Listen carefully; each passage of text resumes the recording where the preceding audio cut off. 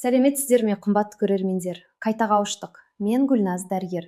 Бүгінгі әңгімеміз әр әйелге қатысты. Жас әйелге де, орта жастағыға да, жасы үлкен әпкеге де. Бұл өте қарапайым, бірақ өте маңызды тақырып. Бүгін біз кегель жаттығу туралы сөйлесеміз. Атын естіген әпкелер бар, естімегендер де. Естігендер де көбіне дұрыс жасамайды. Сондықтан мен бүгін сіздерге барлығын ашық, түсінікті айтайын. Бұл әйел денсаулығының кілті. Маусымдық дәрі емес, өмір бойы орындалатын құпия жаттығу. 5-10 минут күн сайын, бірақ нәтижесі таңғажайып. Кегель жаттығу дегеніміз не? Бұл кіші жамбас бұлшықеттерін күшейтетін жаттығу. Бұл бұлшықеттерді көп әйел елемейді, білмейді, көрмейді, бірақ олар өте маңызды. Кіші жамбас бұлшықеттері не үшін жауапты? Біріншіден, олар қуықты ұстайды. Зәр тоқтату, шығаруды басқарады. Екіншіден, жатыр мен аналық бездерді ұстайды. Олардың дұрыс орында тұруын қамтамасыз етеді. Үшіншіден, арт жақтың жұмысын реттейді. Төртіншіден, жыныс мүшелерінің сезімталдығын реттейді. Қатынас рахатын беретін бұлшықеттер. Бесіншіден, жатырды босанғаннан кейін қалпына келтіруге көмектеседі. Алтыншыдан, төменгі белдің тұрақтылығын қолдайды, дұрыс қалпы үшін. Көрдіңіздер ме? Бір кішкентай бұлшықеттер тобы қаншама жұмыс істейді. Сондықтан оларды нығайту әр әйелдің міндеті. Бұл жаттығу неге кегель деп аталады? Арнольд Кегель американдық дәрігер, 20 ғасырдың ортасында жасаған. Ол босанғаннан кейін әйелдерде несеп ұстау мәселесі көп екенін байқаған. Зерттеу жасап, осы жаттығуды ойлап тапқан. Атын Кегель деп қойды. Қазір бұл жаттығу бүкіл әлемде белгілі. Дәрігерлер ұсынады. Көп ауруларды болдырмауға, емдеуге көмектеседі. Бірақ көп әпке апа осы туралы білмейді, ал білгендердің көбі дұрыс жасамайды. Сондықтан нәтиже шықпайды. Содан соң жұмыс істемейді деп қателеседі. Бүгінгі видеоны бастан аяқ көріңіздер. Мен сіздерге айтамын, неге кегель жаттығуы керек, кімдерге арналған, қалай дұрыс жасау керек, қандай қателер жасамау керек, нәтижелер қашан көрінеді. Соңында күнделікті бағдарлама беремін.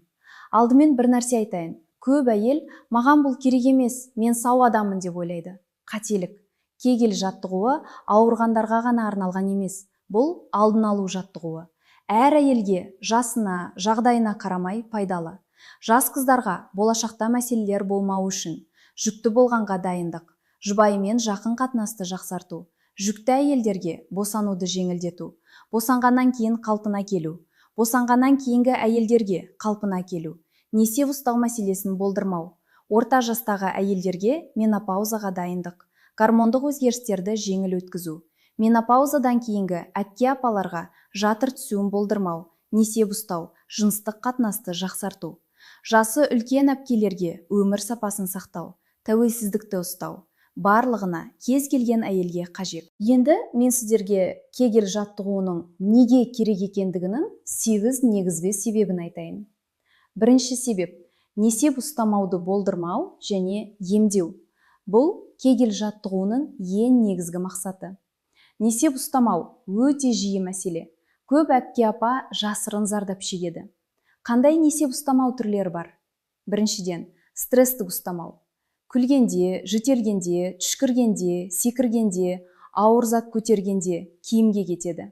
Аз ғана немесе көп, еш мәні жоқ. Бұл кіші жамбас бұлшықеттерінің әлсіреуінің белгісі. Екіншіден, шапшаң ұстамау. Кенеттен дәретке тұрғыңыз келеді, шыдай алмайсыз. Үйде дәретхана жанында тоқтай алмайсыз. Үшіншіден, аралас түр, екеуі бірге. Несеп ұстамаудың статистикасы қорқынышты. 40 жастан асқан әйелдердің 50%-ында осы мәселе бар. Жасы ұлғайған сайын көбейеді. 60 жастан асқан әйелдердің 80%-ы бір или одан көп несеп ұстамау белгілерін сезеді. Бірақ көп әпке апа осы туралы үндемейді, ұялады. Бұл жасқа байланысты, шыдау керек деп ойлайды. Дәрігерге бармайды. Күнделікті прокладкалар сатып алады, қоғамдық орындардан қашады, ұзақ жолға бара алмайды, күлмеуге, секіруге қорқады. Кейбір әпке апа, маған бұл болмайды, өйткені мен балалы болмадым дейді. Қателік. Несеп ұстамау тек босанғаннан болатын емес. Менопаузадан кейін гормон өзгерістерінен, артық салмақтан, қозғалыс жоқтығынан. Кегель жаттығуы қалай көмектеседі? Кіші жамбас бұлшықеттерін нығайтады, қуықты дұрыс ұстайды. Уретраны жабатын бұлшықетті күшейтеді. Зерттеулер көрсетті, кегель жаттығуын 3 ай орындаған әйелдердің 80%-ы несеп ұстамау белгілерінен айтарлықтай жеңілдік сезді. Жартысында белгілер мүлдем жоғалған. Бұл кепілдік, тек дұрыс орындалуы шарт, тұрақты түрде. Екінші себеп – жатыр, қуық, шет түсуінен қорғау. Бұл жасы үлкен әпке апаларға қатысты үлкен мәселе. Менопаузадан кейін кіші жамбас бұлшықеттері әлсірейді, эстроген азаяды, бұлшықеттер жұмсарады, жатырды, қуықты ұстай алмайды. Қандай белгілер пайда болады? Біріншіден, жыныс мүшелерінде түсу сезімі. Үлкен үй жұмысын жасағаннан кейін, ұзақ тұрғаннан кейін ішке бір нәрсе түсіп тұрғандай сезім. Екіншіден, кейде нағыз түсу. Жатыр жыныс мүшелерінен шығып тұра алады. Бұл өте ауыр жағдай. Үшіншіден, дәрет шығу мәселелері, қуық түсуі. Төртіншіден, арт жақтың түсуі, іш қату мәселесі. Бесіншіден, жыныстық қатынаста ыңғайсыздық. Алтыншыдан, кіші жамбас аумағында тұрақты ауру. Бұлар өте жиі мәселелер. Көп әпке апа жасырын азап шегеді, ұялып дәрігерге бармайды. Кегел жаттығуы қалай көмектеседі? Бұлшықеттерді нығайтады. Олар жатыр, қуық, ішекті өз орнында ұстайды. Бастапқы кезеңде толық қалпына келеді. Кейде ауыр түсулерде операцияны болдырмай жағдайды тұрақтандырады. Тіпті операциядан кейін қайта түсуді болдырмайды. Сондықтан жасы үлкен әпке апаларға кегел жаттығуы міндетті, күн сайын. Үшінші себеп – жыныстық қатынасты жақсарту. Бұл нәзік тақырып, бірақ ашық сөйлесу керек. Себебі көп әйел осыдан зардап шегеді. Кіші жамбас бұлшықеттері жыныстық қатынаста өте маңызды рөл атқарады. Қалай? Біріншіден, олар жыныс мүшелерінің сезімталдығын реттейді. Бұлшықет мықты болса, сезімталдық жоғары, әлсіз болса, төмен. Екіншіден, олар қатынас кезіндегі тарылуды реттейді, әйел тарапынан. Бұл рахат сезімін күшейтеді. Үшіншіден, олар оргазмға қол жеткізуге көмектеседі. Зерттеулер көрсетті, кегел жаттығуын жасайтын әйелдерде оргазм жиілеуі мен сапасы артады. Төртіншіден, олар жыныс мүшелеріне қан ағынын жақсартады, гидратацияны арттырады, қатынас рахатты болады. Бесіншіден, жұбайыңыз да рахат алады. Әйел бұлшықеттері мықты болса, қатынас екі жаққа да жақсы. Көп әйел жасы келе-келе жыныстық қатынастан рахат алуды тоқтатады. Менопаузадан кейін әсіресе. Жасым келді ғой, бұл табиғи дейді. Жоқ, бұл табиғи емес. Бұл бұлшықеттер әлсіреуінің салдары.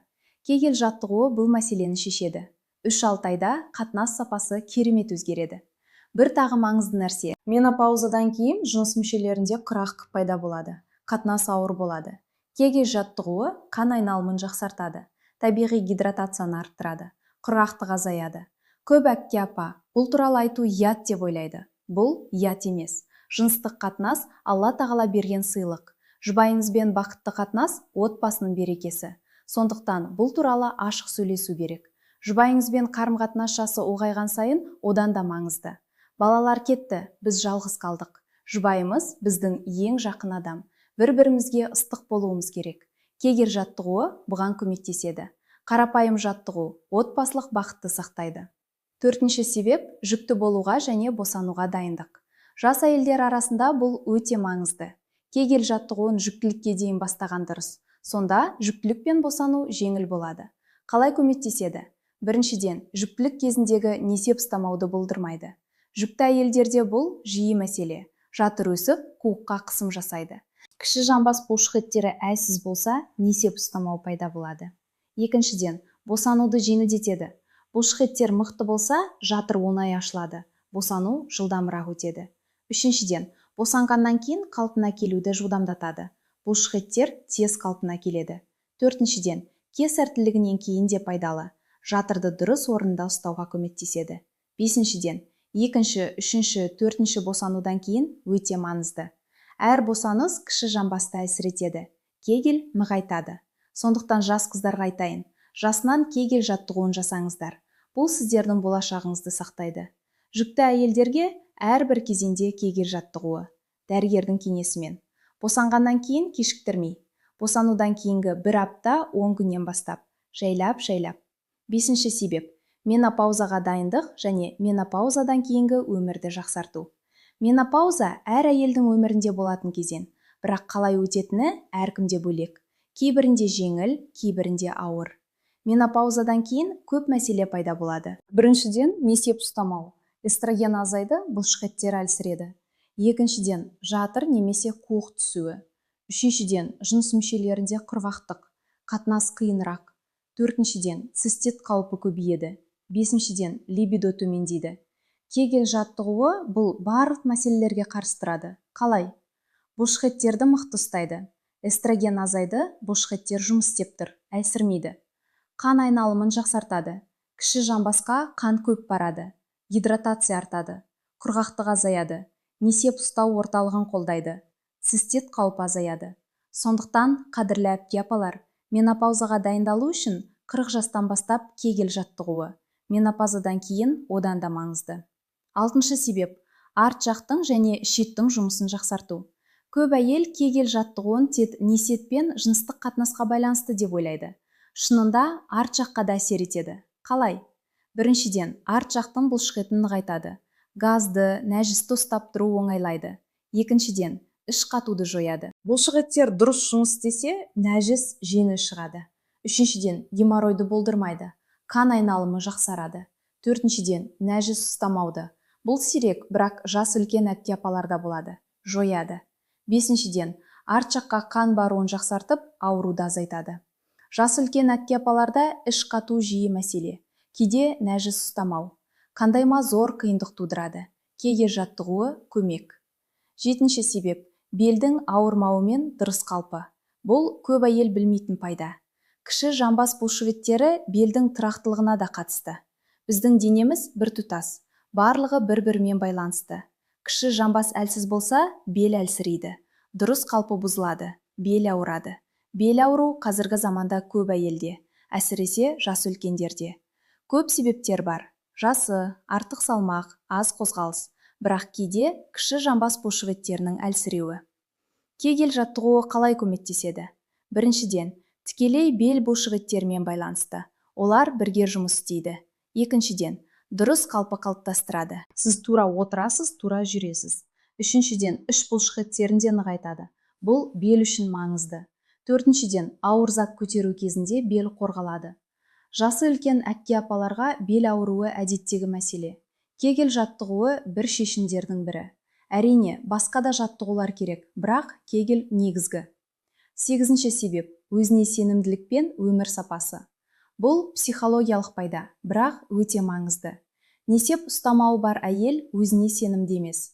Үнемі қорқады, киімі лас болуы мүмкін, иіс шығуы мүмкін, қоғамдық орындарға бармайды, жұбаймен жақын қарым-қатынастан қашады, ұзақ жол жүруге қорқады, бір сөзбен өмір сапасы төмендейді. Жатыр түсуі бар әпке-апа үнемі ыңғайсыздық сезеді, жұмыс істей алмайды, көтеру қиын, жүру қиын. Қатынаста проблемасы бар әйел өзін кінәлайды. Жұбаймен арасында түсінбеушілік болады. Барлық бұл мәселелер өмірді бұзады, бақытты болуға кедергі.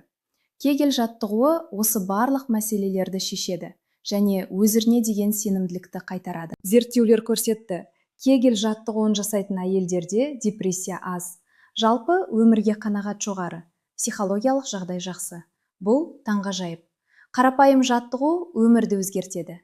Енді мен сіздерге кегель жаттығуын қалай дұрыс жасау керектігі туралы егжей-тегжейлі айтайын. Себебі көп әйел қателеседі, дұрыс жасамайды, нәтиже шықпайды. Бірінші қадам – дұрыс бұлшықетті табу. Бұл ең маңыздысы. Қателесу – апат. Қалай табамыз? Бірнеше тәсіл. Бірінші тәсіл – дәрет ағынын тоқтату. Дәретке отырыңыз. Дәрет басталған кезде кенеттен тоқтатыңыз. Тоқтатуға қандай бұлшықет жұмыс істейді? Дәл сол кегель бұлшықеті. Бірақ есте сақтаңыз, бұл тек тексеру тәсілі. Дәл осылай жасап жаттығудың қажеті жоқ. Бір рет табу үшін. Тұрақты дәрет тоқтату қуыққа зиян. Сондықтан тек бір рет тексеру. Екінші тәсіл – газ ұстау сезімі.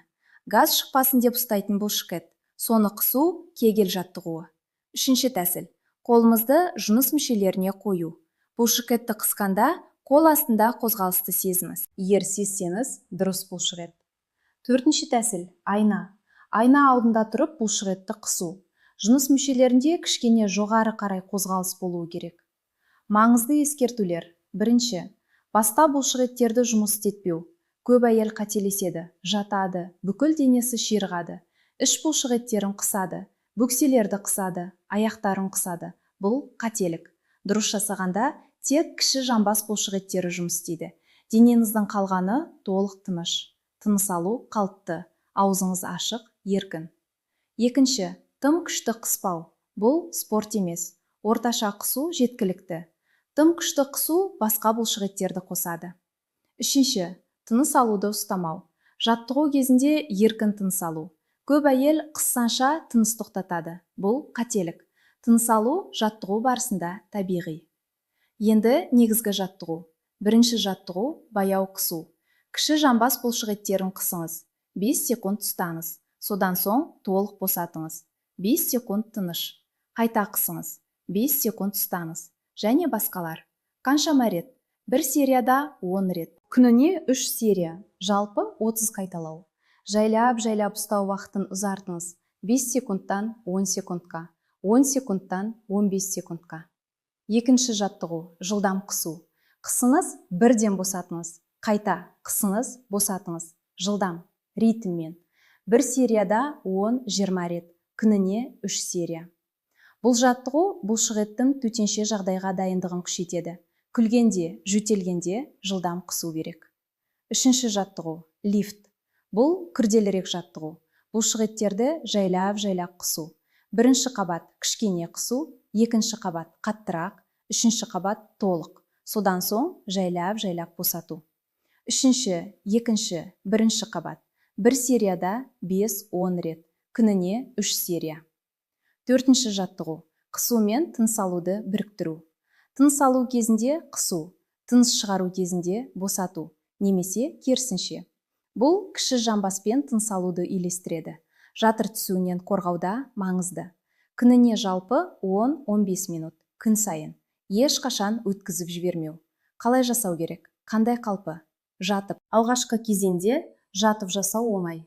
Арт жаққа жатасыз, тізені бүгесіз, аяғыңыз жерде. Бұлшықеттерді қысасыз, жайлап, отырып. Бір айдан кейін отырып жасауға болады. Кез келген орында, жұмыста, көлікте, теледидар алдында, тұрып. 3 айдан кейін тұрып. Бұл ең қиыны. Бірақ бұлшықеттерді ең жақсы шынайы жағдайда тексереді. Тұрып күлгенде несеп ұсталады ма? Барлық қалпында күн сайын. Алғашында жатып, сосын отырып, сосын тұрып. Қандай қателер жасалады? Бірінші қателік. Басқа бұлшықеттерді қосу. Іш, бөксе, аяқ. Тек кіші жамбас керек. Айналаңыздағы бұлшықеттерді сезіңіз. Қозғалмау керек. Екінші қателік. Тыныс ұстау. Еркін тыныс алу. Үшінші қателік. Тым күшті. Орташа қысу жеткілікті. Төртінші қателік. Тұрақсыздық. Күн сайын міндетті. Бір күн жасайсыз, 3 күн жасамайсыз, нәтиже жоқ. Бесінші қателік. Нәтиже күтудің асығыстығы. Бір аптада нәтиже жоқ. Бір айда алғашқы өзгерістер. 3 айда анық нәтиже. 6 айда толық қалпына келу. Алтыншы қателік. Дәрет кезінде жасау. Тек бір рет бұлшықетті табу үшін. Тұрақты жоқ, қуыққа зиян. Жетінші қателік. Артық. Тым көп жасасаңыз, бұлшықеттер шаршайды. Күніне 10-15 минут жеткілікті. Көп қажет емес. Енді мен сіздерге кегел жаттығуын кімдерге жасауға болмайтыны туралы айтайын. Кейбір жағдайларда абайлау керек. Біріншіден, өткір цистит немесе несеп жолы инфекциясы болса, жаттығуды кейінге қалдыру. Емдеуден кейін бастау. Екіншіден, операциядан кейін, дәрігердің рұқсатымен. Гинекологиялық операция, кесар тілігі, басқа да операциялар. Дәрігер айтады, қашан бастауға болатынын. Үшіншіден, жатыр немесе аналық бездерде ауыр аурулар бар болса, гинекологтың кеңесімен. Төртіншіден, жүкті болсаңыз, дәрігерден сұраңыз. Көбіне рұқсат береді, бірақ ауыр жүктілікте абайлау керек. Бесіншіден, кіші жамбаста сирек аурулар бар болса. Барлық басқа жағдайда жасауға болады. Тіпті жасы 90-да болсаңыз да. Енді мен сіздерге жоспар беремін.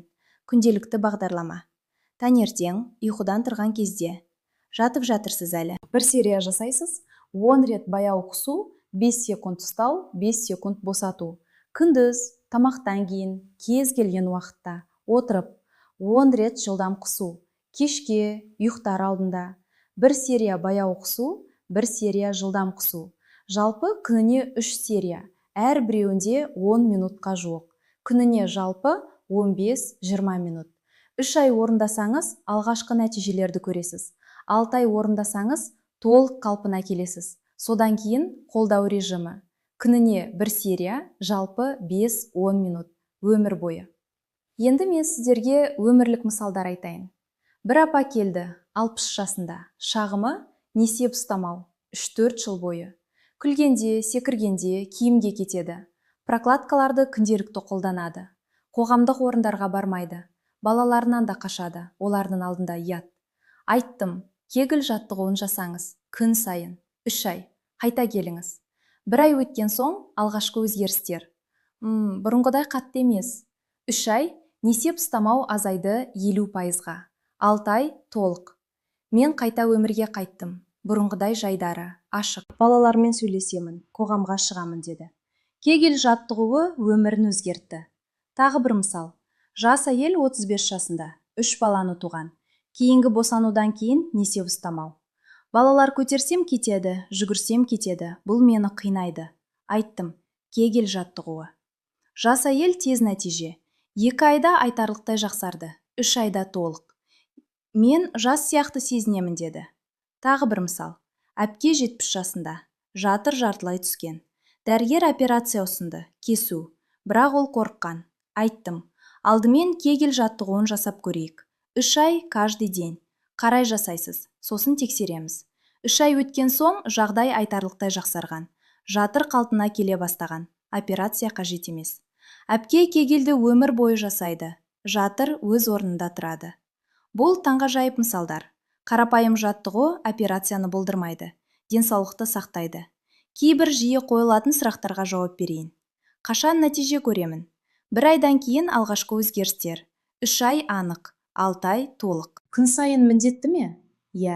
Тұрақтылық кілт. Бір күн жасамайсыз, арқа қарай қадам. Қандай уақытта жасау керек? Кез келген уақытта. Бірақ ұйықтар алдында және ұйқыдан тұрған кезде ыңғайлы. Денеңіз тыныш, фокус жасау оңай. Босанғаннан кейін қашан бастауға болады? Дәрігердің рұқсатымен. Көбіріне 1 аптадан соң, жайлап. Кесарьден кейін кешірек. Тым көп жасайтын болсам, зияны бар ма? Бұлшықеттер шаршайды. Күніне 20 минут жеткілікті. Көп жасасаңыз, әлсірейді. Әр спортта да артық зиян. Жасы 90-да жасауға болады ма? Кез келген жаста. Тек дәрігерге айтыңыз. Кегелді басқа спортпен біріктіруге болады ма? Йога, жаяу жүру, жаттығу, бәрі бірге өте жақсы. Менде жатыр алып тастаған. Кегел керек пе? Тікті керек. Қуық, ішек өздерін ұстау үшін. Қажетті құрал жабдықтар бар ма? Қарапайым кегел жаттығуы ешқандай құрал керек емес. Тек өзіңіз. Бірақ кейбір әпке апалар арнайы құралдар қолданады. Бірінші, кегел шарлары. Қынапқа қойылатын шарлар. Олар бұлшықеттерді жуыс етеді, бірақ та өздігіңізбен таңдамаңыз, гинекологпен кеңесіңіз. Екінші, биофидбек аппараттары. Бұлшықеттердің жұмысын көрсетеді. Дұрыс қыз, байқайсыз. Үшінші, арнайы қосымшалар телефонда. Күнделікті еске түсіреді, жаттығуларды үйретеді. Бірақ басты нәрсе қарапайым жаттығу. Қажет емес ешқандай құрал. Маңызды кеңестер. Бірінші, кегелді әдетке айналдырыңыз. Күнделікті бір уақытта жасаңыз. Намазбен бірге, тамақтан соң, ұйықтар алдында. Екінші, есте сақтату. Телефонда еске түсіреді, күнделікке жазу. Әйнектерде белгі қойсаңыз, қызық, оны көрген сайын бір сериясы. Үшінші, кеш жасасаңыз, алдыңғы күннен жалғастырыңыз. Жайлап тұрақты болыңыз. Төртінші, отбасыңыздағы әйелдермен бірге жасаңыз. Әткеңіз бен қызыңыз, бір-біріңізге қолдау болыңыз. Бесінші, нәтижелерге сабырлы болыңыз. Бірден көрінбейді. Тұрақты жасасаңыз, нәтиже келеді. Алтыншы, сезімдеріңізді бақылаңыз. Күнделік жазыңыз. Бұрын қалай болатын, қазір қалай. Жақсартуды көресіз, мотивация артады. Жетінші, басқа да жаттығулармен бірге. Жаяу жүру, жеңіл йога, тыныс алу жаттығулары. Бәрі бірге жұмыс істейді. Сегізіншіден, дәл диагноз қойылған ауру болса, кегелге қоса дәрі-дәрмек, гинеколог айтады. Бұл видеоны қорытындылайын. Кегел жаттығуы әр әйелге қажет, жасына, жағдайына қарамай. Жасынан жасы үлкенге дейін. 8 негізгі пайдасы бар. Біріншіден, несеп ұстамауды болдырмау және емдеу. Екіншіден, жатыр, қуық, ішек түсуінен қорғау. Үшіншіден, жыныстық қатынасты жақсарту. Төртіншіден, жүкті болуға және босануға дайындық. Бесіншіден, менопаузаға дайындық және менопаузадан кейінгі өмірді жақсарту. Алтыншыдан, арт жақтың және ішектің жұмысын жақсарту. Жетіншіден, белдің ауырмауы мен дұрыс қалпы. Сегізіншіден, өзіне сенімділік пен өмір сапасы. Қалай жасау керек? Дұрыс бұлшықетті табыңыз. Күн сайын 15 минут. Жатып, отырып, тұрып. Баяу құсу, жылдам құсу, лифт жаттығуы. Қателер жасамаңыз. Басқа бұлшықеттерді қоспаңыз. Тыныс ұстамаңыз. Тым күшті қыспаңыз. Тұрақты болыңыз. 3-6 айда нәтиже. Содан соң қолдау, өмір бойы. Маңыздысы бастау. Бүгін емес, қашан? Қазір видеоны қарап жатқанда алғашқы серияны жасаңыз. Бір жаттығу, 10 рет, 5 секунд ұстау. Бастадыңыз ба? Жарайсыз. Әр күні жасаңыз, жалғастырыңыз. 1 ай алғашқы нәтиже, 3 ай анық. Қыздарыңызды үйретіңіздер, жасынан, 20 жастан бастап, жүкті болғанға дейін. Бұл олардың болашағын сақтайды. Жасы үлкен ата-аналарыңызды да үйретіңіздер. Олар көбіне білмейді. Несеп ұстамаумен жасырын зардап шегіп жатыр. Сіз үйретсеңіз, өмірлерін өзгертесіз. Жұбайыңызбен ашық сөйлесіңіз. Қатынас сапасы өзгеретін болса, ол да байқайды. Қуанады. Қарым-қатынас жанданады. Видеоны соңына дейін қарағаныңыз үшін зор рахмет. Сіз бүгін көп білім алдыңыз. Кегел жаттығуы туралы, оның 8 пайдасы туралы, қалай жасау керектігі туралы. Бірақ ең маңыздысы әрекет ету. Білім жалғыз пайдасыз. Қазір видеоны қарап жатқанда алғашқы серияны жасаңыз. Ертеңнен бастап күн сайын жалғастырыңыз. 3 ай өзіңізге уәде. 3 айдан кейін өзіңізді танымай қаласыз. Бұл видео сізге пайдалы болса, лайк басып қойыңыздар. Каналыма жазылыңыздар. Мен сіздерге арналған тағы көп пайдалы видеолар дайындап жатырмын. Пікір қалдырыңыздар, өз тәжірибелеріңізбен бөлісіңіздер. Сіздің сөзіңіз басқа әпке-апаларға көмек болуы мүмкін. Әпке-апаларыңызға, аналарымызға, қыздарымызға осы видеоны жіберіңіздер. Бұл әр әйелге қажет ақпарат. Сіздің жіберген видеоңыз көп әйелдің өмірін өзгерте алады. Аман болыңыздар, денсаулық толы болсын, отбасыңыз тыныш болсын, өмірлеріңіз сапалы болсын. Алла тағала барлығымызға, әсіресе апа-әпкелерімізге жақсы денсаулық, ұзақ өмір, бақытты өмір бере көрсін. Әр әйел сау болсын, әр отбасы сау болсын. Келесі кездескенше қош болыңыздар. Мен Гүлназ дәрігер. Қайта кездескенше.